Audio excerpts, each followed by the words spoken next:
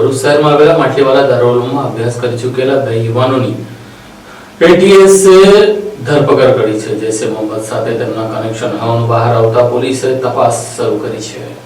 ગુજરાત એટીએસે પ્રતિબંધિત આતંકવાદી સંગઠન સાથેના કનેક્શનમાં અને તેની સાથે સંકળાયેલા તેમજ ભરૂચમાં અભ્યાસ કરતા વધુ 2 આરોપી મળીને કુલ 5 આરોપીઓની ધરપકડ કરી છે। આ કાર્યવાહી દરમિયાન ભરૂચ જિલ્લાનું નામ પણ તપાસમાં સામે આવ્યું છે। એટીએસના જણાવ્યા મુજબ ઝડપાયેલા આરોપીઓમાં 2 યુવક ભરૂચ સ્થિત દારૂલુમ માટલીવાલા સાથે સંકળાયેલા હોવાનું બહાર આવ્યું છે। જોકે આ મામલે હજુ વધુ વિગતો બહાર આવી શકે છે। ધરપકડ કરાયેલા આરોપીઓમાં મોહમ્મદ અયુબભાઈ શુણશડા ઉર્ફે મોહમ્મદ ખડી ઉમ્ર વર્ષ 20 અને મોહમ્મદ હસન હનીફભાઈ કરડિયા ઉર્ફે હસન હૈદરપુરી ઉમ્ર વર્ષ 20 નો સમાવેશ થાય છે। એટીએસના જણાવ્યા મુજબ બંને માટલીવાલામાં અભ્યાસ કરતા હતા અને તેમની સંડોવણી અંગે તપાસ ચાલી રહી છે। યુએપીએ હેઠળ નોંધાયેલા ગુનાની તપાસ દરમિયાન એટીએસને આરોપી પાસેથી ભારતમાં આતંકવાદના આરોપસર પ્રતિબંધિત કરાયેલી સંસ્થાના ઝંડા, આતંકવાદી ઘોષિત કરાયેલા મસૂદ અઝહર સંબંધિત સાહિત્ય તેમજ કેટલાક